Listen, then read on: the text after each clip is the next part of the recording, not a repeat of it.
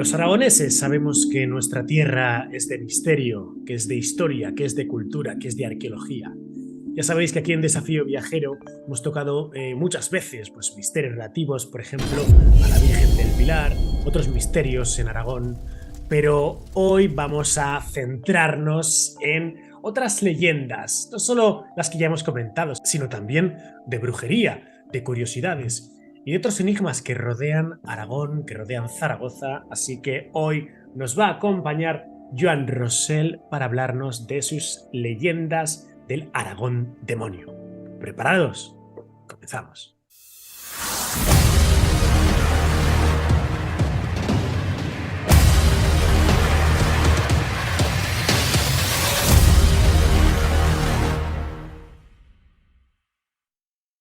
Joan Rosell, sé bienvenido a Desafío Viajero. ¿Cómo va eso? ¿Qué tal, compañero? Pues muy bien, muy a gusto. Además, de día de fiesta, pues qué mejor que compartirlo con vosotros, ¿no? Por supuesto que sí, Joan, claro que sí. Oye, Maravilloso. tenemos un amigo común, Alberto, que me hizo llegar esta obra, Las leyendas del Aragón demonio, de Y con 12 dos mucho cariño que Robles. te la hizo llegar, ¿eh? Que me lo dijo, Sí, ¿eh? sí, Que sí, con sí, sí, mucho sí, sí. cariño, además, ¿eh? Además lo tengo Que te totalmente quiere un montón. dedicado. Sí, hombre, por Lo tengo favor. dedicado. Así que me lo pasó y me dice, tienes que leerte este libro y entrevistar a Joan Rosell, que te va a volver loco. Cómo cuenta las cosas y las historias que se conoce de ese Aragón más oculto, que va un poco más allá, ¿no?, de lo que todos estamos acostumbrados a ver cuando caminamos por el Paso Independencia de Zaragoza. ¿Cómo te has decidido a escribir un libro sobre las leyendas del Aragón demonio, donde encontramos brujería, donde encontramos mitos, diaples, hadas, encantarías y otros grandes misterios? Pues es que realmente Aragón tiene muchísima más historia de la que solemos leer en prensa, de la que vemos en televisión. A lo mejor, pues porque quizás algunas leyendas son un poco más oscuras. Hay que tener en cuenta, antropológicamente siempre hablando, que Aragón está lleno de historias de duendes, de fantasmas, de brujas, espectros, dragones, el diablo. Y a mí todo esto me viene por mis abuelos, porque desde crío, pues en vez de contarme pues, los cuentos de Perrault o de los hermanos Grimm, mis abuelos me contaban leyendas, leyendas de Aragón. Y pues eso es algo que arraiga siempre dentro de ti. Y fui investigando, investigando, y hay un montón de leyendas que se empiezan a perder, empiezan a desaparecer, porque ya te las está contando gente muy mayor, que gente ya más joven no las conocen. Y bueno, pues si con el libro damos un empujoncito más y que aguanten como mínimo una generación más, ya estoy contento, ya hemos hecho algo. Esto me encanta, me lo has dicho antes en off, esto de que la razón de ser, ¿no?, por la que escribes este libro es que cuántas historias, leyendas interesantes hay por ahí, que si no se ponen negro sobre blanco, pues se van a extinguir, se van a perder con el paso de los años, ¿no? El otro día en el programa de Abismo comentaba eso, ¿no? Qué lástima que aquellos que sabían descifrar el lenguaje de la tablilla rongo rongo de la isla de Pascua, bueno, pues los últimos murieron y nunca se pudo traducir aquello, no sabemos. Bueno, pues Nada. gracias a libros como El Aragón Demonio tenemos estas historias que son brutales, ya veréis. Nacho Navarro hace poco me decía, la brujería nació en Aragón. ¿Tú estás de acuerdo con esta aseveración? Bueno, estamos a lo mejor extrapolando un poco, ¿no? Porque de la brujería a la hechicería va un paso, es simplemente la satanificación, la demonificación de estas mujeres sabias que hace la iglesia. Pero sé lo que quiere decir Nacho. Más que la brujería nació en Aragón, lo que te está queriendo decir es que este culto prohibido, más que decir la brujería, satanizando a estas mujeres sabias, sí que es verdad que tiene un origen pirenaico, pues en el Valle de Tena, por esta zona, que es ahí a lo que se está refiriendo Nacho posiblemente. Entonces sí, le podemos dar un poco de razón al amigo Navarro si se refiere a estos temas, porque es aquí principalmente en estos Pirineos aragoneses donde empieza todo esto de manera lúgubre, como nos ha llegado a nosotros. Visto, visto. Claro, porque has citado hechicería y brujería. ¿Hablamos de dos cosas diferentes? Sí, sí, sí, por supuesto, por supuesto.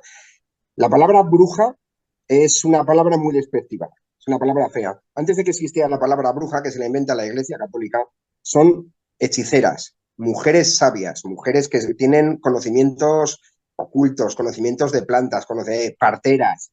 Y cuando llega a la iglesia, mm, hablamos siempre antropológicamente, ¿eh? Que no se nos ofenda a nadie.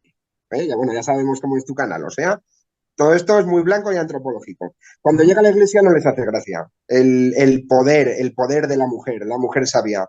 Entonces lo que hacen es convertirla en bruja, mujer que tiene pacto con el diablo. Ahí está la diferencia entre hechicería y brujería. Estas brujas, despectivamente, lo que en realidad son hechiceras, mujeres sabias, y son unas grandes madres, conocedoras de la tierra y de todos sus secretos. Eso es lo que son. Vale, vale. Hombre, yo creo que a cualquiera que nos guste el tema de las brujas y seamos aragoneses, el primer lugar que se postra sobre nuestras mentes es el castillo de Trasmoz y esa historia de la bruja Casca, ¿no? ¿Por qué este lugar de Trasmoz está tan asociado a la brujería que encontramos calle de la bruja tal, calle de la bruja no sé qué, incluso año a año se elige a la bruja del pueblo? ¿Sabes? Bueno, Trasmoz son un cúmulo de cosas las que hace de Trasmoz y toda la zona que sea tan importante brujerilmente hablando. Para empezar, Trasmoz está situado en el corazón del Moncayo, que es la montaña mágica por excelencia de Aragón. Igual que en Cataluña, pues por ejemplo, podría ser el Montseny, tenemos al Montsalvat, pues en Aragón es el Moncayo, lugar telúrico escogido por los templarios, escogido por civilizaciones ya muy antiguas. Ahí ya empezamos. Luego también no podemos olvidarnos que nos habla de las brujas de Trasmoz, nada más y nada menos que Gustavo Adolfo Bécquer, que ahí ya nos mete un montón de leyendas. Y ya para rizar el rizo, estamos hablando de una población maldita y excomulgada desde la Edad Media, cuya excomunión a día de hoy ningún papa todavía la ha levantado. O sea, fíjate qué cúmulo de cosas tenemos para hablar de Trasmoz, brujeril y antropológicamente. Imagino que ellos además orgullosos de ser el único pueblo excomulgado y maldito del mundo, ¿no? Por supuesto, yo lo estaría. Yo si ahora viniera un papa a decir que la levanta, no quiero. Nos quedamos como Oye, estamos.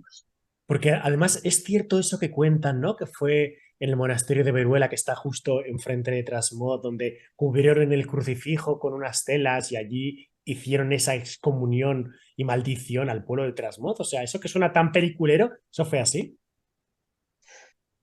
Históricamente se nos cita que fue así. Aquí ya no habla Gustavo Adolfo Bécquer, aquí ya nos habla un poco la historia, que fue un follón que tuvieron el señor de Trasmoz con el monasterio, pues por territorios, por el tema del río, por el tema de la leña, y esa maldición existe, porque en nuestra religión cristiano-católica, nuestra religión, llamémosle también judía, también tiene maldiciones y excomuniones. Esa maldición existe y es simplemente una excomunión. A día de hoy, religiosamente hablando, ninguno de los jamás nacidos en Trasmoz podrá traspasar las puertas del cielo. Oye, pero sin embargo, mira, hay una cosa que me resultó muy curiosa la última vez que fui a Trasmoz, ¿no? Porque dices, bueno, sí, pues el único pueblo excomulgado y maldito. Claro, la pregunta que te haces es, ¿habrá iglesia en Trasmoz? Y tienen una pequeña iglesia. Luego habría que, me gustaría hablar con el párroco de la iglesia de Trasmoz, a ver qué opina él de toda esta historia, ¿no? ¿Te parece? Pues sí que sería interesante y ahí tienes un buen viaje para hacer un buen reportaje, porque mira, eso es algo que yo no he hecho. Pero Bueno, obviamente el párroco tiene que estar contento también, ¿eh? Tiene que estar orgulloso. hombre, Esto es seguro, historia. seguro. En fin, en las leyendas del Aragón Demonio, Joan, tenemos infinidad de historias. Yo creo que he estado ojeando bastantes de ellas. Bueno, la verdad es que es como, bueno, es que no falta ninguna. Todas las historias de Aragón están aquí, ¿no? Pero había cosas que yo no conocía. ¿Me quieres decir que el Arco del Deán de Zaragoza es el lugar más maldito del mundo? Que yo conozca, sí. Y, y posiblemente sí, pues me atrevería a decir que sí. Hay muchos edificios malditos o muchos edificios con sombras o siniestros, con maldiciones, con crímenes, pero no hay nada parecido a la historia, y esto es historia del Arco del Deán, aunque también hay un poquito de leyenda. ¿Te apetece que te la cuente? Me tienes salivando. Muy bien, muy bien. Pues mira, el deán de la catedral del Aseo tenía unos amoríos, don Pascasio era él, tenía unos amoríos con una muchacha de la casa de enfrente, pero cada vez que él intentaba pasar a la casa de enfrente, le veían. ¿A dónde va? ¿A dónde va el deán? ¿A dónde va el deán? Y encima, si le veían que iba a la casa de enfrente, pues ya sabes cómo es la gente. Bueno, cómo es, no, cómo somos. Entonces él lo que hizo fue directamente un pacto con el diablo, un trato con el diablo. Él quería poder pasar de la catedral de la SEO a la casa de la muchacha. Y el diablo le dijo que sin ningún problema él le haría un pasadizo, que es el que ahora conocemos como Arco del Deán. El arco y el pasadizo que va de la catedral a la casa de enfrente. El deán estaba muy contento, dijo, sí, sí, acepto, y yo te doy, si quieres, mi alma a cambio, como suele hacer siempre el diablo en estos temas. Pero el diablo le dijo al deán que no le interesaba aquel alma tan corrupta del deán. El diablo le hizo firmar con sangre al deán que lo que él quería era las almas de todos aquellos que pasaran alguna vez por debajo del arco. El Jolín. deán lo firmó y el arco en Zaragoza está. A todos los que alguna vez habéis pasado, nos veremos en el infierno. Oye, brutal, Más brutal. maldito no puede ser, ¿eh? Me ha encantado ese giro de guión inesperado. Bueno, pues ya lo Ya sabéis, sabes cómo es el aventureros. demonio. Si os dais una vuelta por Zaragoza, más allá del Pilar, hay que pasar debajo del Arco del Deán si queréis encontraros con los dos servidores que ahora mismo tenéis en pantalla. Muy bien, oye, pues interesante. Es misteriosa Zaragoza? ¿Es un lugar del que se puedan contar buenas historias de misterio más allá del Arca del Deán, ¿no? De los misterios de la Virgen del Pilar o del propio Duende de Zaragoza, ese edificio Duende de la calle Gascón y Gotor, ¿no? Donde allá por mediados del siglo XX una vocecilla salía como de la cocina de una familia, ¿no? Que decía que era el duende y tal, y se lió ahí pardísima, o del Corona de Aragón. Es decir, hay más misterios que estos típicos que siempre se cuentan. Sí, hay más misterios y mucho más antiguos. Que por cierto, ahora que hablas de la Casa del Duende, hace 15 días se cumplieron 88 años del No me fenómeno de la digas. Casa del Duende. Sí, hace 15 días, 88 años del fenómeno, que fue durante muchos años el fenómeno parapsicológico más importante de la historia, no de la historia de España, de la De la historia. historia. Bueno, de hecho, Estamos son muy hablando de algo que famosas. aparentemente no tuvo solución Ajá. hasta que hace poco, gran amigo e investigador Jesús Callejo encontró unos legajos en los que alguien confesaba haber sido el duende de Zaragoza, pero el misterio también es que no sabemos cómo lo hizo. O sea, para mí sigue siendo igual de misterioso, aunque es verdad que el bueno de Jesús encontró ese documento en el cual el doctor Rollo Villanova, muy importante entonces, del hospital, ya sabes, el nombre del hospital Rollo Villanova de Zaragoza, él mismo se autoinculpaba de haber sido el duende de Zaragoza, pero el fenómeno sigue siendo igual de misterioso siendo un duende o siendo una persona, porque es casi imposible de poder recrearlo. No me lo puedo creer. Claro, Sí, sí. sobre todo para la gente del resto de España, ¿no? Y de Hispanoamérica que ahora mismo nos está viendo, muy a grandes rasgos, esta historia del duende lo que cuenta es como, pues eso, a mediados del siglo XX, en una casa de Zaragoza, empiezan a escucharse unas vocecillas debajo del hornillo de la cocina de esa casa que está en la calle Gascón y Gotor, ¿no? El caso es que, bueno, pues en principio la familia se pregunta quién es, qué será esto.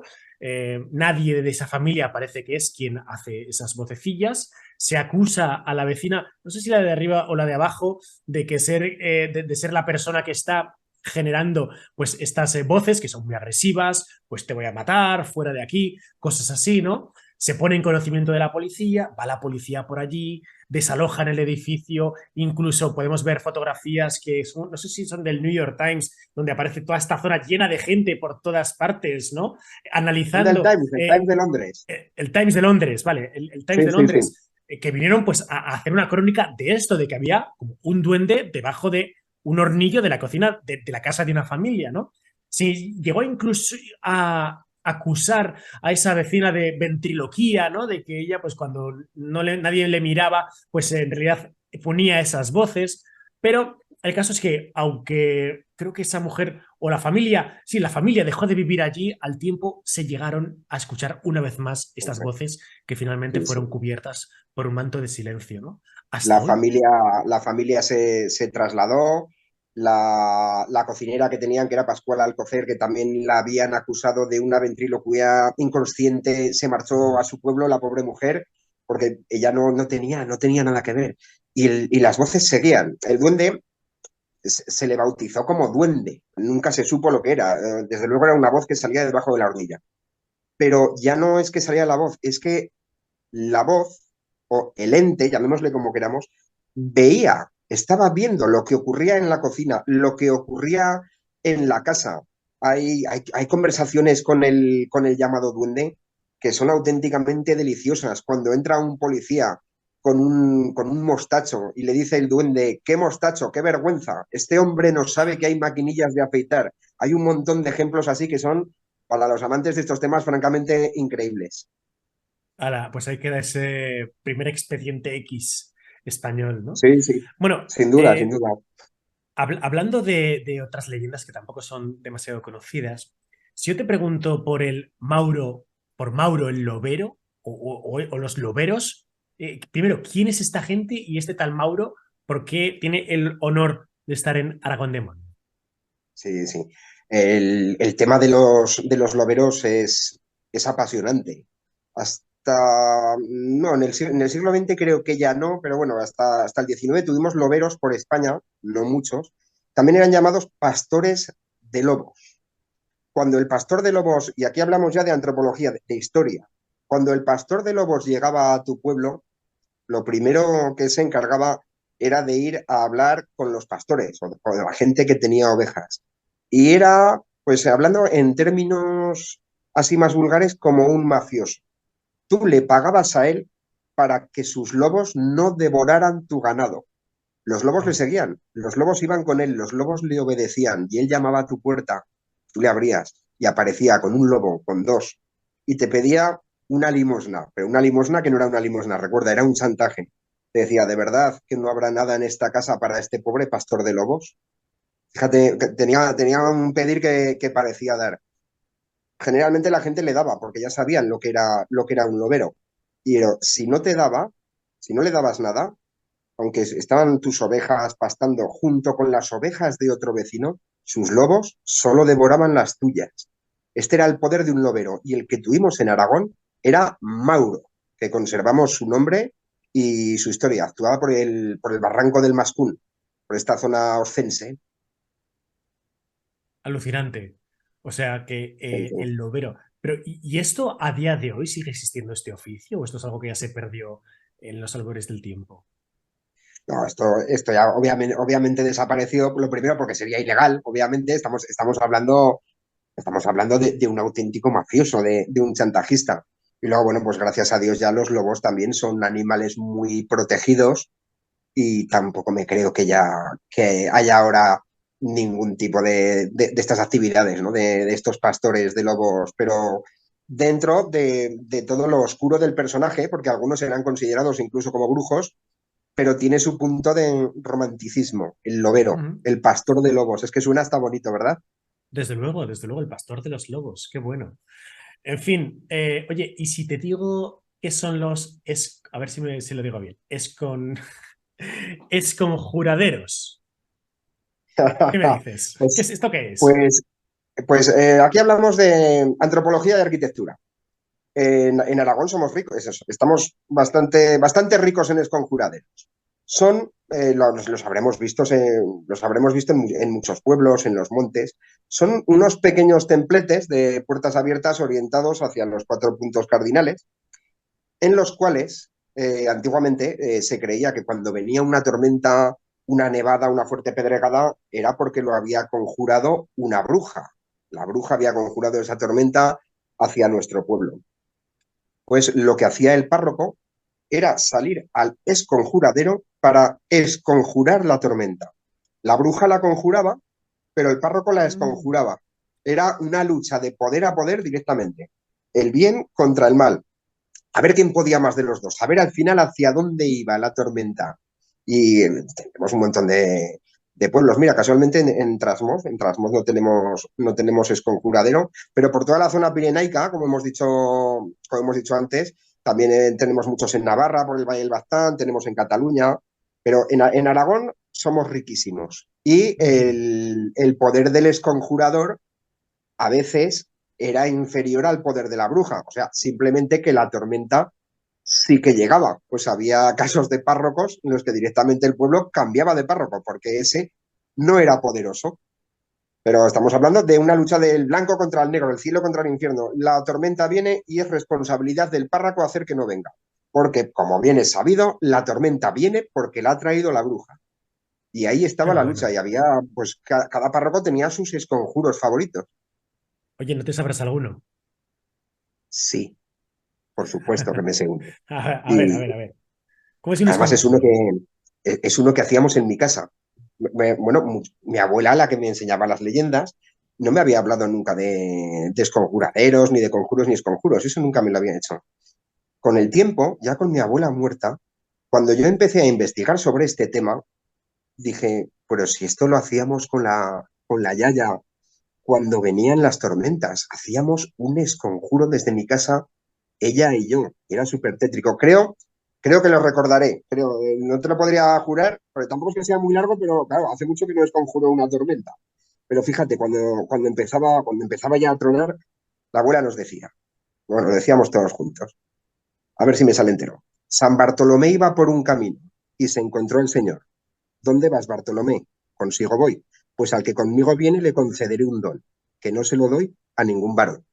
En la casa donde me nombren 3 veces y recen 3 Ave Marías, no morirá labrador en el campo, mujer de parto ni niño de espanto. Dios te salve María, llena eres de gracia, el Señor es contigo. Esto se hacía 3 veces. Me ha salido de memoria. Ah, oye, qué Fíjate, bueno. qué bonito, ¿eh? Qué Qué bonito, qué bonito, qué dato que bonito. acabamos de dar aquí, ¿eh?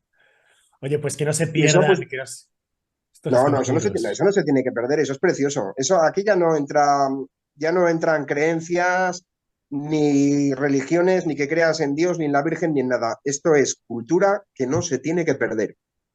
Mira, aquí en este Maravilloso. vídeo va a quedar para la posteridad. Para la posteridad, por supuesto que sí. Bueno, pues esta y muchísimas más historias tenéis en Leyendas del Aragón Demonio, la obra de Joan Rosell, que como veis, pues tiene ahí la portada a la Basílica del Pilar, el río Ebro, ¿no? Y bueno, yo creo que si sois aragoneses y si no lo sois, tenéis curiosidad por conocer este tipo de leyendas, aquí están todas. Eso sí, me ha contado por ahí un pajarito que este no es tu único libro porque en realidad tú eres cocinero de profesión. Eso es. ¿Eh? Exacto, Y si te exacto. hablo de cocina y magia, que por lo que veo son pues dos de tus grandes pasiones, que se saca de ahí. Pues sí, pues casualmente, pues te lo ha contado bien ese pajarito, te lo ha contado bien. Pues acabo de estrenar un nuevo libro que se titula 33 recetas mágicas de Editorial Prames, que te lo voy a enseñar porque lo tengo aquí. Mira, qué bonito, me ha hecho la ilustración mi amiga Marta Qué Fontana, bonito. una cosa muy bonita. Y pues como todos mis amigos saben, mi pasión por la magia y por la cocina, siempre me han querido regalar libros que tuvieran que ver cocina con la magia. Y es que me han regalado cosas horribles. He escrito el libro que yo hubiera querido que me regalaran, porque he visto que francamente no existía. Tengo un montón de libros de cocina y magia, cocina y hechicería, cocina y brujería, que te pone pollo mágico al limón, y es un pollo asado al cual le han puesto ese nombre, y eso no es cocina mágica. Aquí en este libro pues me he preocupado por encontrar 33 conjuros, 33 hechizos fehacientes, históricos, de diferentes culturas y convertirlos en recetas, ya sea o bien por el efecto que consigue en nosotros o por los ingredientes que lleva el mismo, o las dos cosas a la vez. Entonces, ha sido una currada guapa, pero estoy muy contento. Oye, ¿nos podías dar un ejemplo, una de esas 33 para esta noche? Bueno, no os voy a dar la receta completa, pero mira, os voy a A dar ver, un apunte. Tenemos una tribu africana que son los Kanuri, y ellos tienen un conjuro. Bueno, primero os digo la receta que yo he hecho con el conjuro. He hecho unas cebollas rostidas al clavo. Ese es el título de la receta. Luego llevan más cosas. ¿Pero sabéis lo que consiguen los canuri con sus cebollas? Pues a lo mejor lo que más de uno está pensando, porque lo que dice el refrán así funciona. te Ellos crece la entierran memoria, ¿no? estas, sí, eso es. Ellos entierran estas cebollas hasta que se reblandecen, las rodean con la especia que nosotros llamamos como clavo, y eso aumenta mucho. según ellos, su virilidad y el tamaño del mismo miembro viril. Entonces, este es uno de los 33 conjuros que tengo, tal y como lo hacen ellos, y luego tal y como lo he convertido en receta. Pero bueno, tenemos Oye, conjuros y recetas de todo tipo. ¿no sabes cuánto me gustaría leerme ese libro? Porque es que además, mira, hace años me leí un libro que es de Eric Fratini y José Andrés, el cocinero. Menudo crack, Se titula el menudo crack. libro, es un libro que me encanta el título, se titula Muerte a la carta. Y son 50 últimas cenas de personajes famosos, ilustres, ¿no? Oh, Históricos. Pues bien sea por la autopsia o bien sea pues porque lo conocemos documentalmente, pues conocemos últimas cenas, pues la última cena, yo qué sé, de Michael Jackson, ¿no? De Alejandro Magno, etcétera, ¿no? De Kennedy, por ejemplo. Bueno, pues Eric Fratini te cuenta la biografía del personaje y José Andrés te hace la receta de cómo preparar esa última cena y son 50 últimas cenas. Y yo me acuerdo que pensaba, si hubiese un restaurante que se llamase así, Muerte a la carta, y los platos oh, qué fueran bonito. últimas cenas, vamos, yo creo que lo petaría, ¿no? Y ahora que Pues tocabas de lo veo señalar bonito. esto, ahora que tocabas de señalar esto, digo, ostras, oye, un restaurante donde el menú sean comidas mágicas. Joder, macho, me parece que estamos tardando ya en asociarnos tú y yo, Joan. Pues hice algo parecido, ¿eh? Cuando tuve el restaurante en Zaragoza, pero hace años ya. Vaya, Hace vaya, años. vaya. Bueno, pues oye, Sí, yo sí, creo que sí. con una buena campaña de marketing tiene que triunfar porque me parece brutal como novedad dentro del mundo gastronómico. En Sí, es fin, una cosa chula. Joan Vamos, Rosell, lo digo en serio. antes de que te vayas, a Joan Rosell le ponen a cenar con tres personajes históricos a quien metes en esa cena. Históricos. Tienen que ser históricos. Bueno, Exacto, bueno, bueno, bueno. no podemos meter a Batman o a Son Goku en la cena, ¿eh? Tiene que haber Sí, existido no, pues, realmente. pues, son los primeros en los que estaría pensando, ¿eh? Pero mira, uno que tengo clarísimo es Elvis Presley. Ese lo tengo clarísimo. Soy un apasionado, ya no de la música, que por supuesto me apasiona, pero del personaje, de sus leyendas urbanas, de que está vivo, porque todos sabemos que Elvis Presley nunca morirá. Sin duda. Eso por supuesto. Luego, veamos. Así, así de pronto, he sido siempre muy fan de Cleopatra, pero precisamente por lo oscuro del personaje, porque toda la historia que sabemos de Cleopatra es leyenda, es leyenda. Era blanca, era negra, era guapa, era fea, era una gran conquistadora, o en realidad lo hacían todos los que tenía alrededor. Si te fijas, no sabemos nada de ese personaje. Me encantaría poder cenar con ella, por muy fea que fuera. Que hay gente que opina que sí, que lo pudiera ser.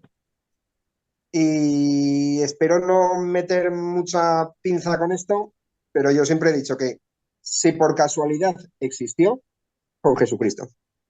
Hombre, pues entonces tendremos una gran cena, ¿eh? Tenemos una gran cena. Bueno, pues estupendo. Ya simplemente habría que pensar en menú, pero eso es cosa tuya. Joan Eso lo haría Rosell, yo. gracias de corazón por haber estado en Desafío Viajero con tu Aragón Demonio. Ahí lo tenéis, A de vosotros. 12 Robles, que ya hemos colaborado alguna vez con ellos, hablando aquí de Zaragoza con Santiago Morata. Nada, mucho éxito. Te deseo mucho éxito y de verdad, gracias aventureros por haberme acompañado, tanto a mí como al propio Joan, hablando pues de mi tierra, de Aragón, de esas cosas que tanto nos gustan a la gente aragonesa. Gracias y hasta Muchas la próxima. gracias.